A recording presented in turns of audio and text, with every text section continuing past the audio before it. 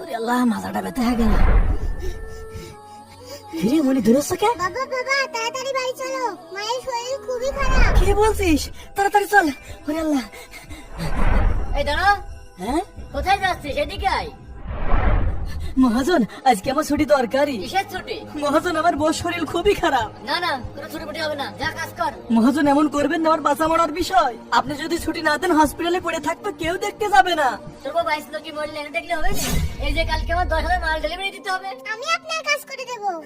তুই কাজ করবি? এত বড় বড় ইটুচু করতে পারবে নি? অবশ্যই পারবো। যে মামাকে 10 মাস গর্ভে নিয়ে টানতে পেরেছে, তার জন্য সামান্য একটু উঁচু করতে পারবো না। এসব ইমোশনাল কথা চলবে না এখানে, যা কাজ কর। বাবা বাবা, দাদি শরীর অনেক খারাপ, তাড়াতাড়ি বাড়ি চলো।